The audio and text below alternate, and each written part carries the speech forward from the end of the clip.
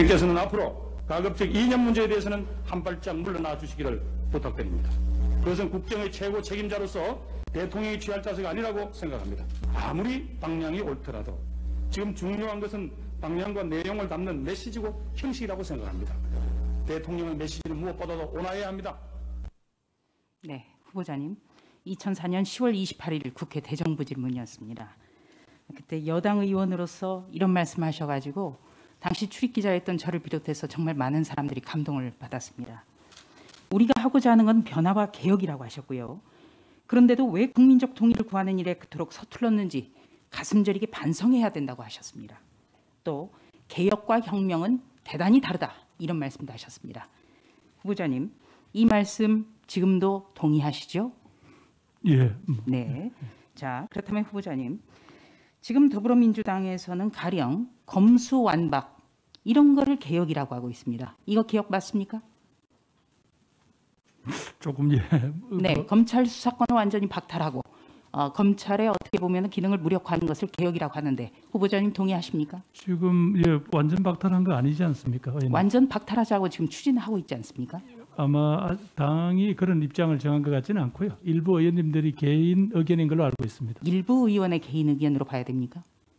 지금 이제 아직 뭐 당이 그런 문제를 가지고 지금 당론으로 정해서 가고 이런 건 아니고요. 네. 지금 그나마 이제 정착한 검경 간의 약간 수사권 조정을 통해서 이제 겨우 자리를 잡아가는 중인데. 예. 네.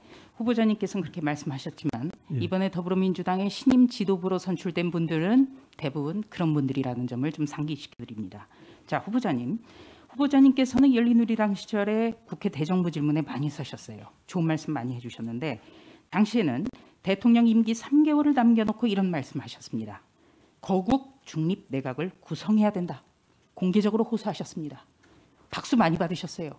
자, 문재인 대통령 마지막 임기를 함께 할 이번 개각, 거국 중립 내각에 해당됩니까? 현재는 제가 당직을 갖고 있으니까 거국 중립 내각이라고 보기는 어렵겠습니다. 네, 그러니까 제가 된다고 하면 예. 예, 거국 중립 내각이라고 한다면은 내 편 가르지 않고 정말 대통령이 민심에 눈을 맞추고 정말 적합한 분들을 찾으셔야 된다고 그런 호소를 하신 걸로 저는 이해를 했거든요. 이번에는 어떻습니까? 제가 그런 정신을 가지고 정치를 해온 것은 감히 자부합니다만 의원님 기준에는 좀 부족할 거라고 생각합니다. 이번 개각도 부족하지요? 제가 개각 일반에 대해서 말씀드릴 수 없고 네, 제 후보자님. 자신에 대해서는 네. 말이 부족하다고 생각합니다. 예, 후보자님을 좋아하는 분들이 너무 많아요. 저도 좋아하고 그래서 안타까워서 드리는 말씀입니다. 자, 해수부 장관 후보자는 재외공간 근무를 마치고 귀국할 때 부인이 수천만 원대 이르는 유럽산 도자기 1250점을 외교관 이삿짐으로 반입해서 판매한 사실이 확인이 됐습니다. 그리고 이번 과학기술부 장관 후보자는 학회 참석하면서 4차례나 딸들과 동행한 정황이 확인됐습니다. 적격입니까? 의원님, 저도 아직 후보자 신분인데 제가 말씀하기가 어려우시죠? 그렇습니다. 네. 그러니까 총리 후보자로서가 아니라 그 두 분 후보자에 대해서 자신이 없으시죠? 자신이 없다는 게 어떤 뜻인지 그 두 분 후보자가 적격이라는데 동의하기가 어려우신 거죠? 그 문제에 대해서는 제가 답할 처지가 아닌 것 같습니다. 제가 네. 지금 저도 후보자인데. 자, 후보자님, 총리의 권한 중 하나가 부적격한 국무위원의 해임을 건의할 수가 있습니다. 그렇죠? 네. 정치적 중립보다 더불어민주당의 당론을 따르겠다. 대통령 말 잘 듣는 검찰총장 필요하다. 법무부 장관의 말입니다. 박범계 법무부 장관. 이분 해임 건의해야 되는 거 아닙니까? 국정을 오히려 어지럽히잖아요. 의원님, 저도 생각이 왜 없겠습니까마는 저는 아직 후보자 신분입니다. 제 네. 후보 자꾸 입장을 질문하시면 제가 예. 답변하기 곤란합니다. 예, 생각이 있다라는 말씀 굉장히 저는 중요하다고 보고요. 자, 이번에 여당의 원내대표는 친문계 핵심이 됐습니다. 그리고 새 여당 지도부는 친조국 성향이 노골적으로 강화가 됐습니다. 그렇다면 4.7 보궐선거에서 나타난 민심과는 동떨어진 것 아니냐, 이런 지적이 많습니다. 윤호중 원내대표는 국회 운영과 입법 독주가 계속될 것이라는 점도 시사했습니다. 후보자가 정리가 되신다면 당정청 관계를 과연 재설정할 수 있겠습니까? 다들 그동안 신뢰관계가 있는 분들이니까 그 방금 의원님께서 지적하신 야당의 입장이 정확하게 전달되도록 또 그래서 야당의 입장을 고려하면서 그 국정 운영을 할 수 있도록 제가 그런 역할을 하겠습니다. 그런데 후보자께서 노력을 하시겠지만 그게 가능하겠습니까? 의원님 뭐 정치라는 게 어디 딱 어떻게 딱 고정돼서 닫아 걸린 채로 돌아가지는 않지 않습니까? 또 의원님 방금 지적하시던 듯이 지난 재보궐선거에서 보여준 또 민심의 또 방향이라는 게 있으니까 어느 정치인들도 여당이 누구라 하더라도 그걸 외면할 수는 없다. 저는 그렇게 생각합니다. 네. 후보자께서는 2005년 1월에 열린우리당 원내수석 부대표를 하셨어요. 그때 이런 말씀하셨습니다. 숫자로 국회 운영을 해온 적이 없다. 이렇게 말씀하셨습니다. 상당히 인사 깊은 발언이었습니다.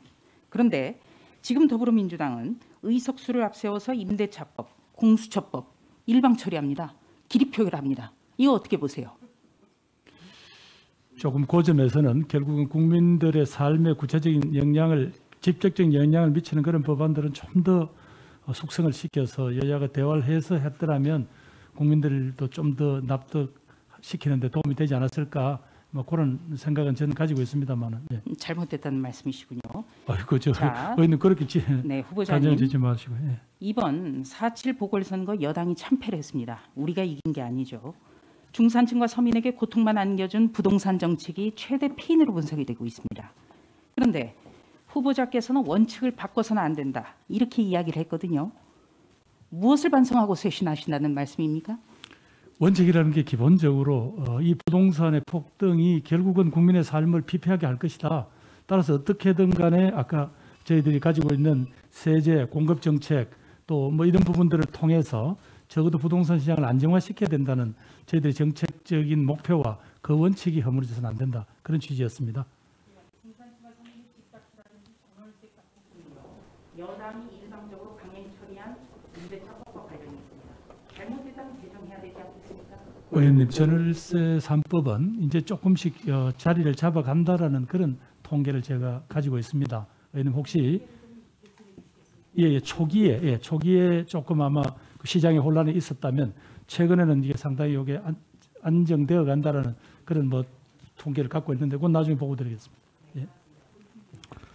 네, 조수진 의원님 수고하셨습니다.